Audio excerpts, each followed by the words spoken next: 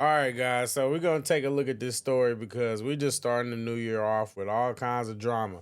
All right. So apparently, this woman named Nasheen Faraji is suing Fox, and she's not just suing Fox. She's suing Fox, Fox Sports. She's suing Charlie Dixon, an individual, Skip as an individual, Skip Bayless as an individual, and Joy Taylor as an individual. And what is she suing them for? Well, let's take a look at this. You see that this is the official court document, court document that she filed, and we see that it's a class action complaint. Failure to pay minimum wages, failure to pay overtime wages, failure to reimburse business expenses, failure to pay all wages upon separation, failure to furnish accurate itemized wage statements, unfair, unlawful, fraudulent business practices. This is what she's suing Fox for, right? Now, look at what she's suing the individuals for. This is Charlie Dixon, Skip Bayless, and Joy Taylor. She is suing them for sexual battery, hostile work environment, hostile work environment. The first one is sex and gender, and the second one is race and nationality. Then we have a hostile work environment for disability, failure to prevent harassment. I'm guessing negligent supervision, hiring and retention, retaliation, and wrongful termination. So she's coming out. So this is crazy. This is insane. This is insane. Let's just take a look at some of this. So summary is she brings forth this action because for over a decade she was forced to endure a misogynistic, racist, and ableist workplace where executives and talent were allowed to physically and verbally abuse workers with impunity. When Miss Faraji and others came forward to report the wrongdoing, instead of addressing their concerns, Fox retaliated against them while the perpetrators and those who protected them were inexplicitly promoted. This case thus represents yet another in a long line of cases, basically marked by bad faith promises and repeated failure to address a poisonous and entrenched patriarchy. Oh God. Oh God. Oh God. Here we go. It says Miss Faraji also brings forth an action on behalf of herself and Fox current and former non-exempt hourly employees employed in California, beginning 4 years prior to filing a complaint and ending at the day determined. Just say she wants money. Yeah, she wants money in a nutshell. Let's see. Let's go ahead and just take a look at some of these key details, right? Background. They said in 2003 she was hired to work at Jose I'm not going to try to pronounce that at a hair salon. Says around 2010 she was introduced by a co-worker at the salon to Gail Berman, former president of entertainment for Fox Broadcasting, and Dana Walden, the CEO of Fox Television. It says she began accompanying the co-worker to do hair and on the premises of Fox over time. So she was getting in the door. By 2012, she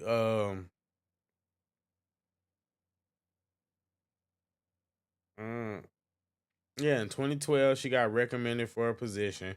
When hired, Miss Faraji was asked to bring her own tools for work. She later discovered coworkers received a kit free for bringing their kit fee for bringing their own tools. However, she herself would not receive a kit fee until 2019, approximately 7 years after she started.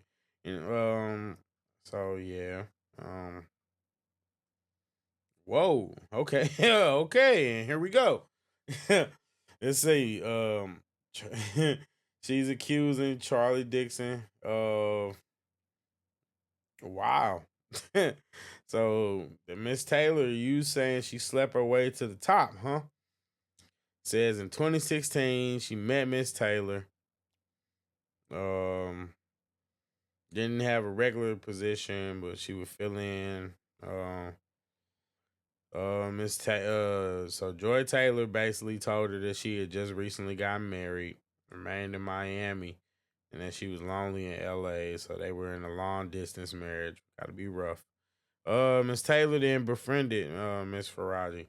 It says approximately May and yeah, in May. So they met in March. In May, Joy Taylor asked Faraji to meet for a drink. And when Faraji arrived, Miss Taylor was there, and she was there with Charlie Dixon. Yeah, that's crazy.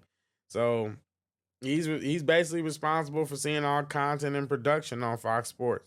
So Faraji didn't know who that was, but Mr. Dixon was buying them drinks. So yeah, so when this woman asks who this is, she's like, "Oh, he's just a friend," and you know how that goes. So a friend. So following that night, whenever Miss Faraji would meet, he was always there, or he would come, and they would leave together. Always buy rounds of drink or food from her, and basically she began to suspect that they were sleeping together. In June, while at work, she noticed him in the elevator and basically learned that he was an important guy in Fox. And she became uncomfortable because both Miss Taylor and Charlie Dixon are married or were married. And approximately so let's see. Gotta keep this timeline going a month later. So they known each other a total of 4 months. They said word spread amongst Fox employees about a new show. They were gonna skipping that was Skipping Shannon's show. First take. Not first take, I'm sorry. Undisputed. Undisputed. And was known that Fox was looking for a woman with significant TV experience. Therefore, it came as a surprise when they announced Miss Taylor, who was a bartender and radio host in Miami with very little experience. Mr.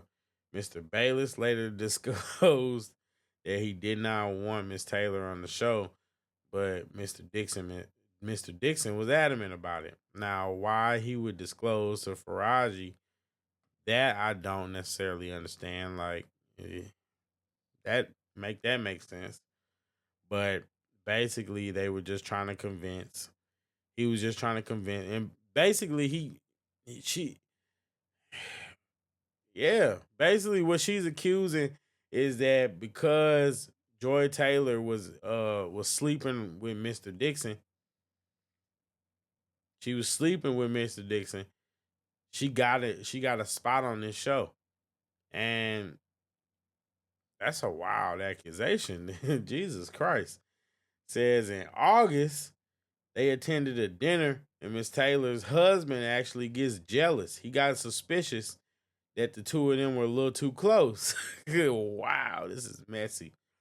So the two of them were a little too close, and eventually he ended up divorcing her because he found evidence after the dinner. He found evidence of the relationship and divorced her. Um, this is crazy. She talks about Charlie Dixon groping her. This is insane. Yeah, these allegations are crazy. That's what I think. Wow, wow. Yeah, we got a situation here where she's saying that Charlie Dixon groped her, offering her a tequila shot, touching her on her lower back, stuff.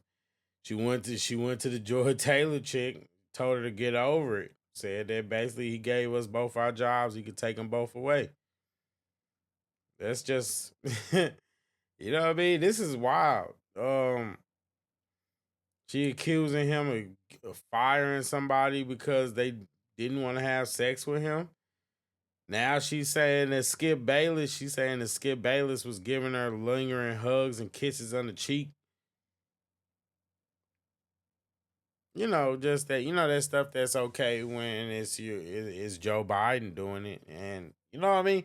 But that's neither here nor there. But yeah, this this is just insane.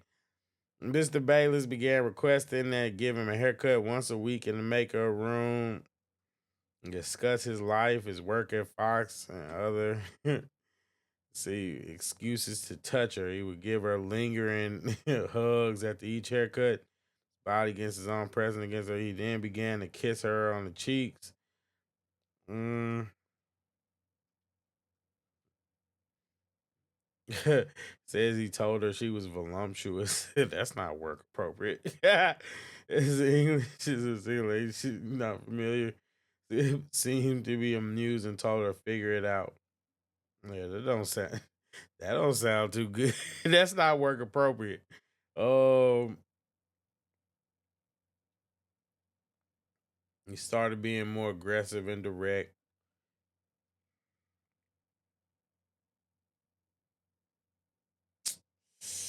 Yeah, this is wild. This is wild. Yeah, this says somebody else, Bobby Diaz, the person that puts the mic on there, mocked her for her pronunciation. Um,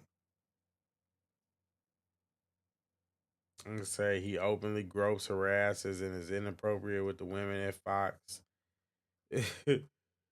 She said that Joy Taylor once again, used her sexuality to get on the show. In approximately, now we in February 2020. She says the meet of lunch again, where she finds Miss Taylor again with a man, Mr. Acho, whoever that is. Miss Faraji did not know who he was, but could tell that they were romantically involved. She's divorced now, so I guess she could do whatever she wants, I guess, personally. But a few months after the meeting, guess what? Oh, and behold, she sees him in the office. So guess what? She once again is sleeping with somebody at work. She was also now powerful, and once Mr. Dixon was no longer useful to her, she would follow through on her plan to tell the company that he fought.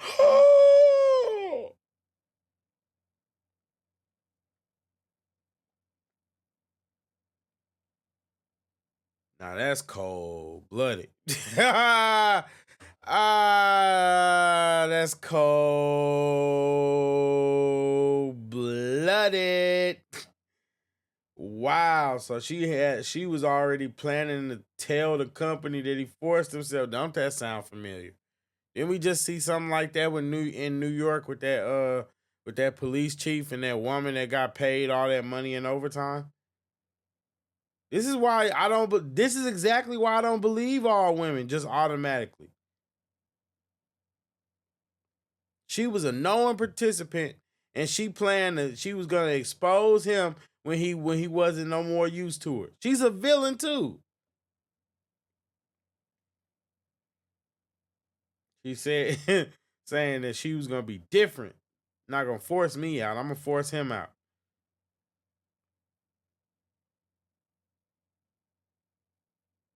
That's crazy. That's crazy. But lo and behold, she gets the job.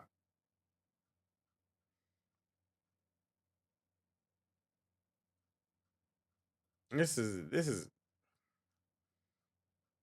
a lot. This is a lot. I mean, yeah, honestly, guys. I mean, like I said, the jury's still out, but whoo-wee, somebody got some explaining to do. This is insane. Let me know what y'all thoughts are in the. Let me know. Man, it's a lot. Let me know what y'all thoughts are in the comment section. And yeah, do you believe her? Did Joy Reid really sleep her way to the top? Is Skip Bayless really a monster? Are these people really monsters? I mean, chances are they probably are. I think that there's some truth in it, but The fact that JayyRedd was willing to lie, essentially lie on this man. He didn't force himself on her. He gave her an option. Either you sleep with me or you fired. She didn't want to be fired, so she accepted the terms and conditions. This is wild though. Disgusting.